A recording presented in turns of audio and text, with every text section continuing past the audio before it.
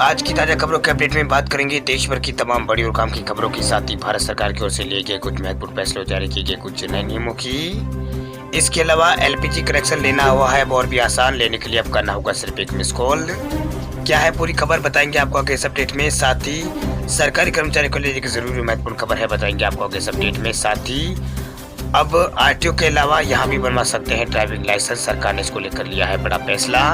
आखिर क्या है पूरी खबर बताएंगे आपको आगे इस अपडेट में। साथ ही यहाँ पर बैंक खाताधारकों के लिए एक जरूर महत्वपूर्ण खबर है, बताएंगे आपको आगे इस अपडेट में। साथ ही यहाँ पर अब शराब पीना होगा मुश्किल, 1 अक्टूबर से बंद हो जाएगी शराब की प्राइवेट दुकानें। आखिर क्या है पूरी खबर बताएंगे आपको आगे इस अपडेट में। साथ ही सरकार का बड़ा फैसला, बिना टेस्टिंग नहीं बिक सकेंगे विदेशी डिवाइसेस। इस खबर को भी जानेंगे पूरे विस्तार से। साथ ही यहाँ पर किसानों के लिए खुशखबरी, प्रधानमंत्री किसान सम्मान निधि योजना की राशि हो सकती है दुगनी, दिवाली से पहले मोदी सरकार दे सकती है बड़ी सौगात।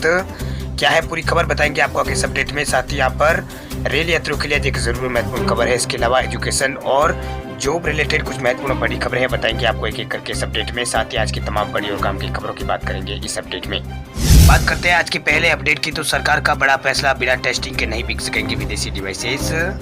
भारत में बिना टेस्टिंग के विदेशी डिवाइसेस को नहीं बेचा जा सकता है, नहीं खरीदा जा सकेगा। वही मोदी सरकार के एक नए आदेश के अनुसार देश की सुरक्षा को ध्यान में रखते हुए ये निर्णय यहाँ पर लिया गया है। टेलीकॉम विभाग द्वारा जारी किए गए एक नोटिफिकेशन के अनुसार विदेश से आने वाले सभी इलेक्ट्रॉनिक डिवाइसेस की लैब में टेस्टिंग और सर्टिफिकेशन यहाँ पर किया जाएगा। वह टेस्टिंग में ठीक पाए जाने पर ही उसे बाजार में बेचा जा सकेगा।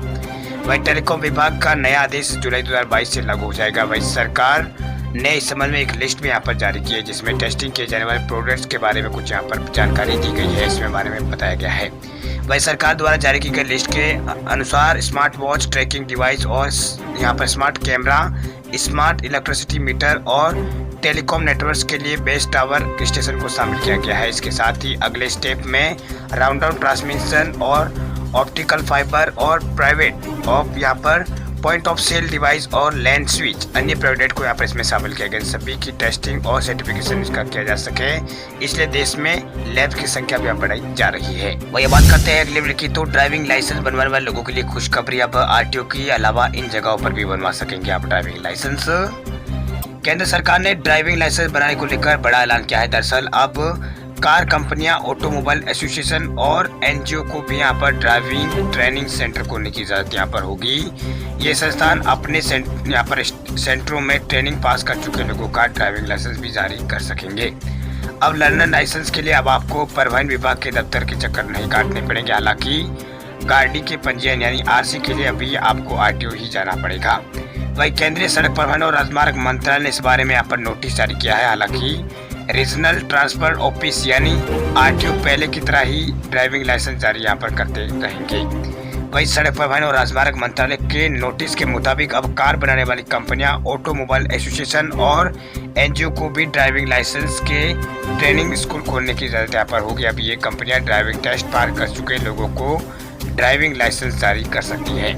आपको बता दें कि ड्राइविंग लाइसेंस से जुड़े कई सेवाओं को लेकर केंद्र सरकार समय समय पर जरूरी दिशा निर्देश यहाँ पर जारी करती रहती है। खासकर यहाँ पर हालांकि दिनों में यूपी, बिहार, मध्य प्रदेश, राजस्थान, उत्तराखंड, दिल्ली, एनसीआर और झारखंड जैसे राज्यों में केंद्र शासित प्रदेशों में लर्निंग लाइसेंस और गाड़ियों के पंजीयन के लिए नए नियम लागू किए गए हैं। वही कुछ राज्यों में सिर्फ ऑनलाइन है आवेदन यहाँ पर स्वीकार किए जा रहे हैं। चलिए बात करते हैं अगली खबर की, तो शराब पीने वाले लोगों के लिए बुरी खबर, शराब पीना होगा अब मुश्किल, 1 अक्टूबर से बंद हो जाएगी प्राइवेट शराब की दुकानें। शराब के शौकीन लोगों के लिए जरूरी खबर है। दरअसल अक्टूबर से शराब की सभी प्राइवेट दुकानें बंद हो जाएगी, केवल सरकारी स्टोर ही खोले जाएंगे, यानी अब शराब खरीदना आसान नहीं होगा।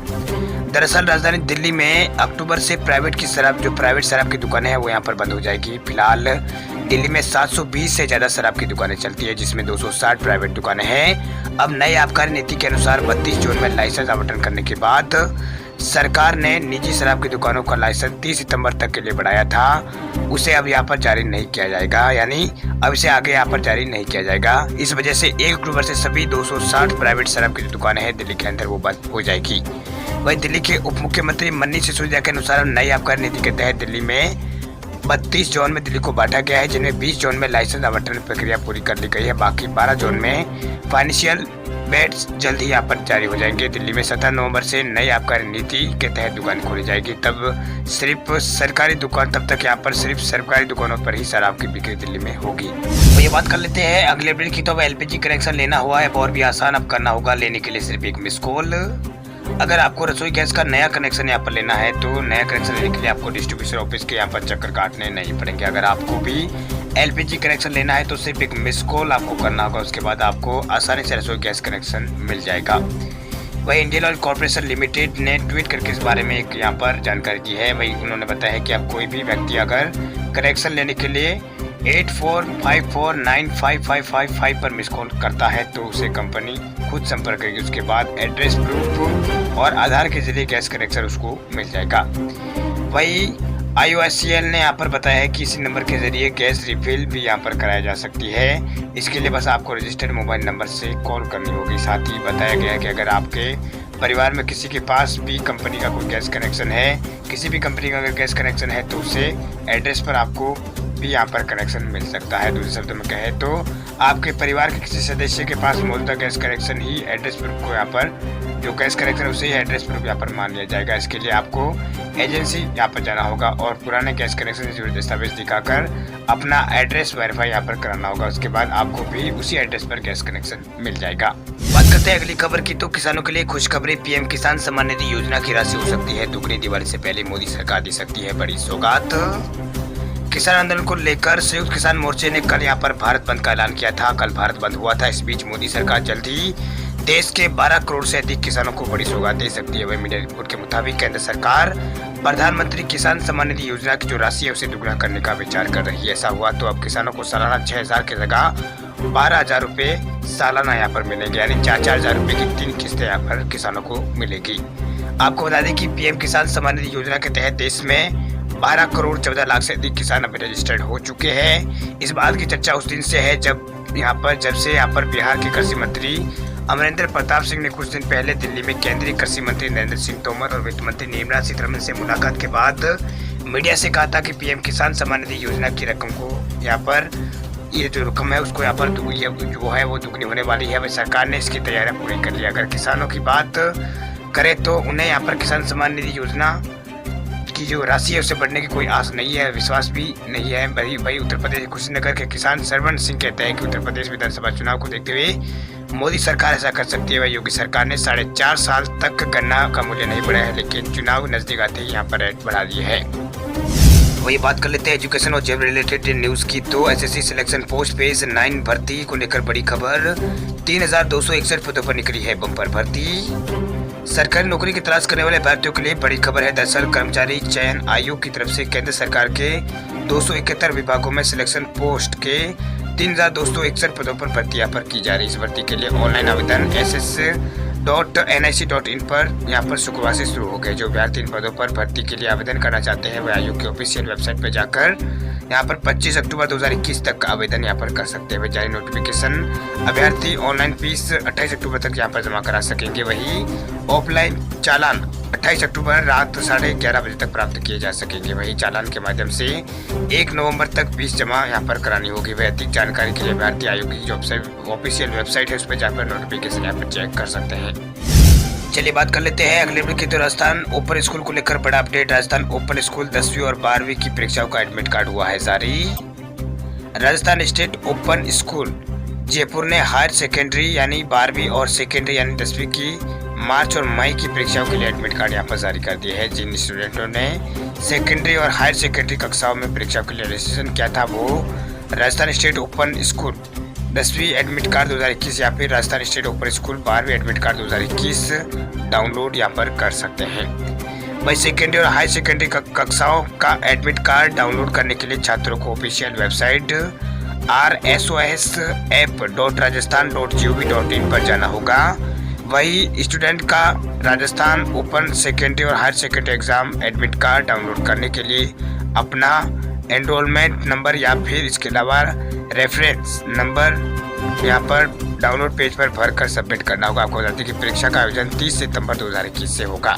चलिए बात करते हैं अगली खबर की। तो पेट्रोल डीजल की कीमतों में फिर लगी है आग, लगातार दूसरे दिन बढ़े हैं तेल के दाम।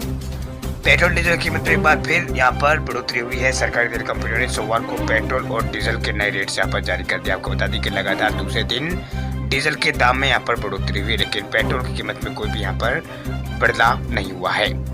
वही इंडियन ऑयल कॉर्पोरेशन ने डीजल के भाव में 25 पैसा प्रति लीटर की बढ़ोतरी की है। वही इसके बाद राष्ट्रीय राजधानी दिल्ली में डीजल की कीमत यहाँ पर 89 रुपये और 32 पैसे प्रति लीटर हो गई है। वही पेट्रोल 101 रुपये और 19 पैसा प्रति लीटर है। वही डीजल के दाम बीते 4 दिनों में तीसरी बार यहाँ पर बढ़े हैं।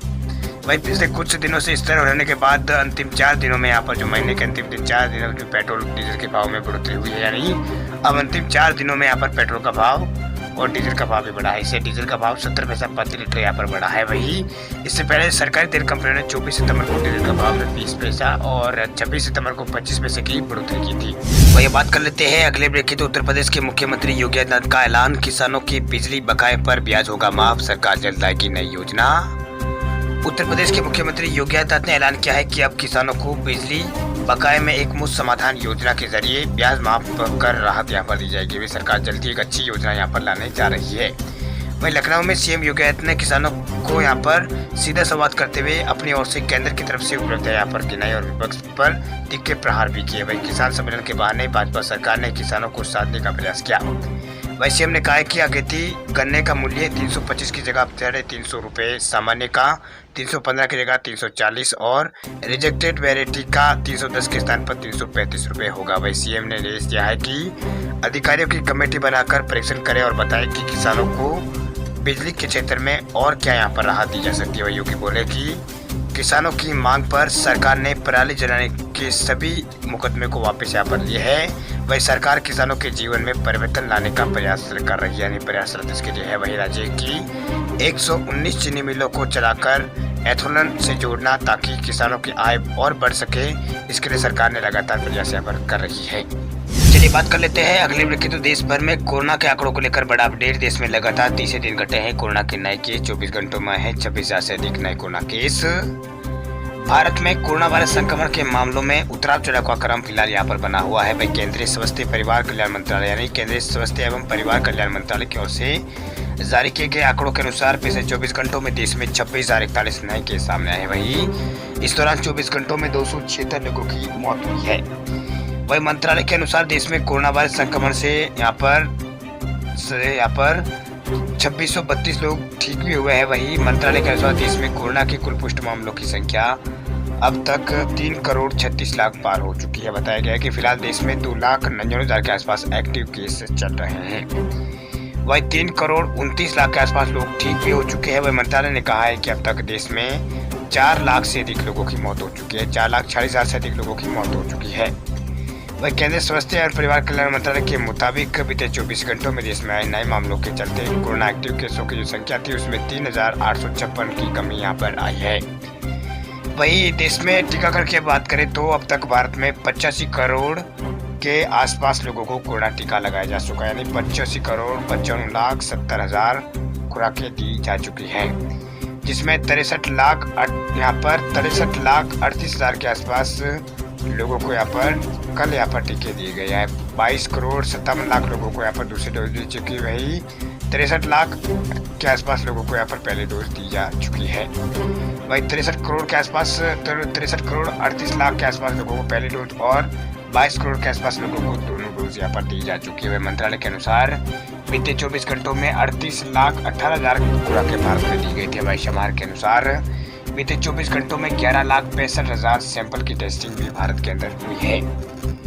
वही उत्तर प्रदेश में पिछले 24 घंटों में 11 नए मामले सामने आए हैं। इसके अलावा यहाँ पर छत्तीसगढ़ में 13 नए मामले पिछले 24 घंटों में यहाँ पर सामने आए। वही तेलंगाना राज्य में 170 नए मामलों की पुष्टि यहाँ पर पिछले 24 घंटों में हुई है।